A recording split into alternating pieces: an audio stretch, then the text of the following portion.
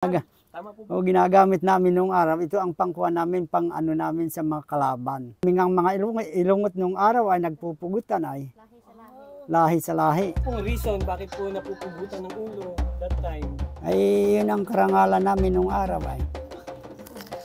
Talaga po. Halimbawa, yan ang tinatawag namin na itang nung araw, itang. Yan, itang. Lalaki rin niya. Oo, pang lalaki. Sana makuha na kita pagbalik ko, nakaganyan, nakabati. Pag nakabahag ako Oo. Ay, kompleto ako rito.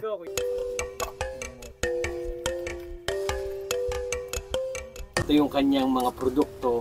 Siyempre mamaya titignan natin yung kanyang gawang itak na. Hindi po ang hawakan ito. Pwede. Sino po ang Mga babae naman ang gumagawan yan. mga babae? Hindi naman. Ilungot. Pang-ilungot lang yan sa amin. Araw, yan ang pinamulatan namin na gamit ng mga magulang namin noon. Nakabahag lang kami na walang damit. Wala kayong barel, kaya ito yung Ito na. Yan ang gamit namin. Yan ang pinanghahanap buhay namin. Pag nagsusot kami ng gubat, wala kaming damit, walang pantalon, basta nakabahag lang. Tinulad ko po rin sa magulang ko. Ganyan. Simulat sa pula po. Nasa 30.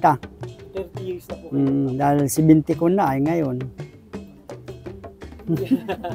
70 ko na. Ang ganda ng ilong ni Kuya, no? Talo tayo sa ilong ni Kuya.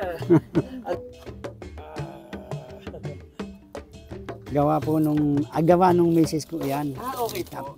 Pero ang tawag namin nito, taap. Taap. Pinaglilinisan ng bigas. Ng bigas. Para din ng bilaon. Ganyan, ginaganyan. Okay po, mga Sinaam. sinaam. Yan.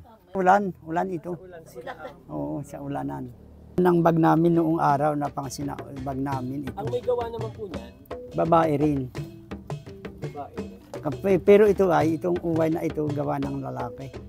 Pwede kung mamasyal, ay taon ito ay kasi baka binatilyo pa ako nung buwan na ito.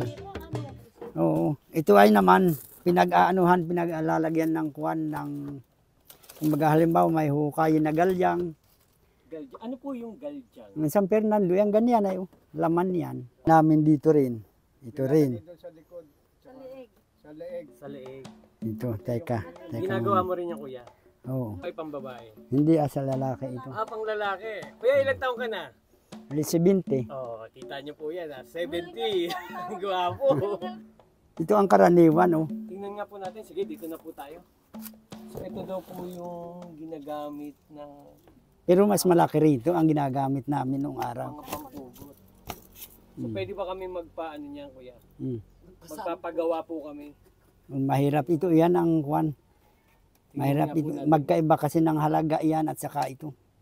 Tsaka ano po yata, no, Kuya, no? Meron pang papaalam pa yata sa tribe leader yung mga ganito.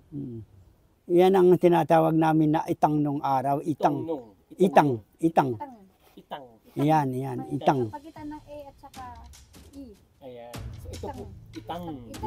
Itang. Itang, yun. Batiin. Itang. So, may ibig sabihin po sa inyo to, no? Ito pong Ay, yan, puluhan niya, yan. Propaganda rin niya, yan. ikaw na gumawa niya.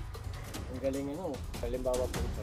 Ay, talagang ganyan ang puluhan yan. Magkaiba sila ng puluhan yan. Ay.